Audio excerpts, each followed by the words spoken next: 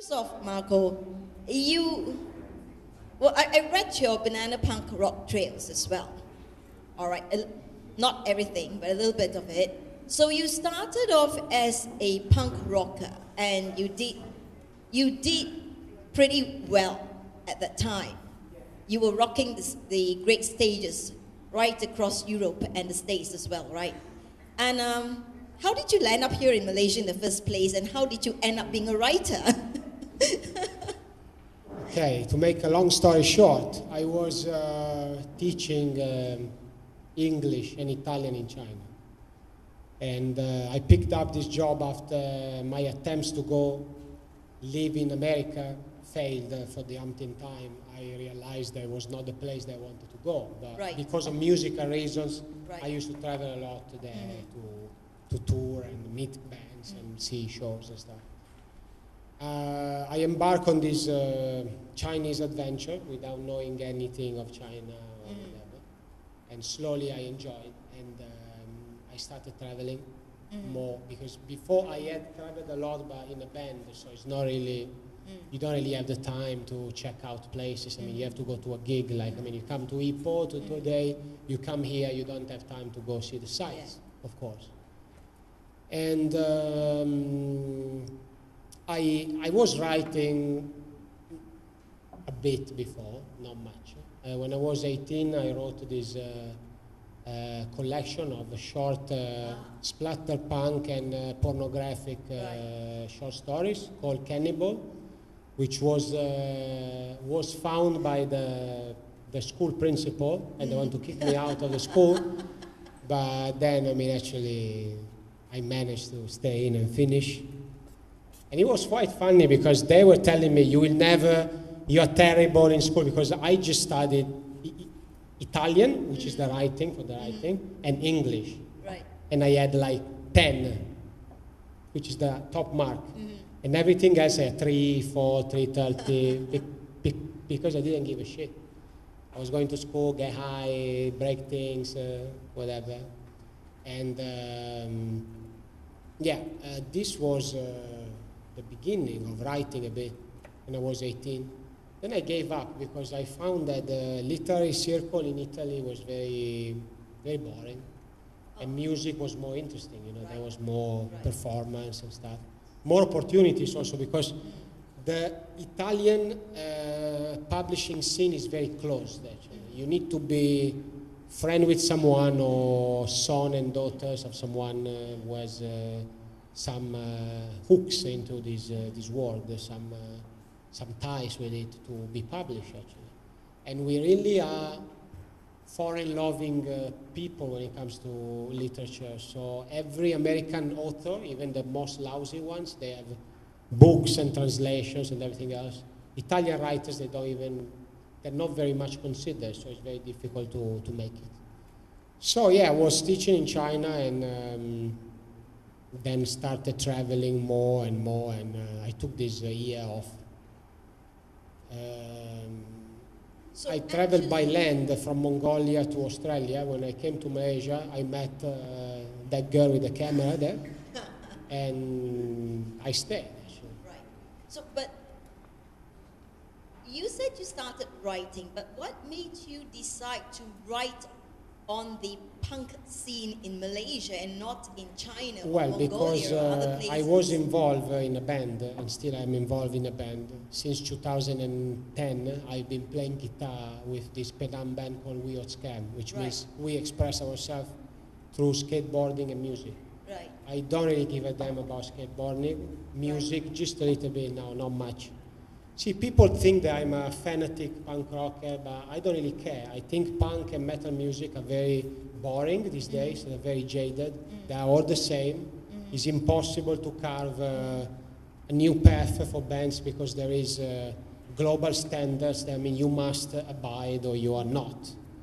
So I don't like it much. But I thought that the Malaysian scene, which is one of the oldest in Asia and the oldest in Southeast Asia, because you guys had metal bands since the early 80s.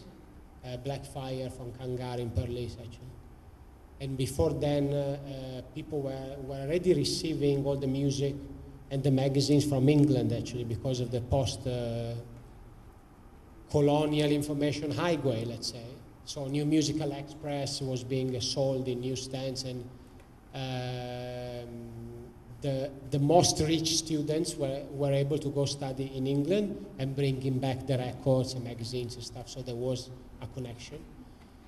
But until now, Malaysians into the music scene, besides some fanzines or something, there is something to read, but for the intimacy of the music scene, nobody really came out with something that was like a document or a book that people outside of the circle can actually read. That's why I was looking for a publisher. Right. And I wrote this book also because my first novel, Nazi Goreng, that I wrote an extract of, that I read, sorry, an extract of before. I never wanted this book to be considered as a musical book or a punk rock book, but everyone that comes to me says, oh, you wrote a punk rock novel. I say, no, I didn't write a punk rock novel. I wanted to write a book on the crazy ethnic situation of Malaysia, and I wanted to give my opinion on it. Because I think it may be biased, but sometimes foreigners who have an insider point of view looking in can have a little bit more of perspective than locals. And I'm not afraid. I mean, if I'm kicked out of this country, I'm going to another one. I don't care. This is not my house. This is not my home. So I don't need actually to necessarily live here, even if I love this country very much. So if they kick me out, someone will actually be able probably to read these books and remember me as someone will try to contribute, because the music scene doesn't have, I mean, it does have some people who could write, like Joe Kidd and other people, but maybe because of personal reasons, or maybe because too lazy, or maybe because I don't know, they don't write books on their scene. So I thought there is a lack that needs to be filled with a volume. And I don't know how well the book has been received yet, because I still have to see the statements, actually, the royalty statements. But I've been told that there is, in India, it may be reprint soon. So we didn't print a lot of copies. It's only 1,000 copies as a start, because of the topic, which is quite unusual even for the publisher. And I try to sell this book to foreign companies like publisher in the US and stuff, but I don't think that Malaysia has enough international appeal. And anyways, I wanted to give my 2 cents on the good and the bad that happens in this music scene, because I believe Malaysians consider themselves as to be very undervalued, underpaid, under everything, citizens of the world, but it's absolutely not true. You just have to go to, I'm not saying Cambodia or Bangladesh, but you go to Italy. The music scene has, in some ways, maybe there are a little bit more of places where you can play, but the possibilities that you have here, we don't have.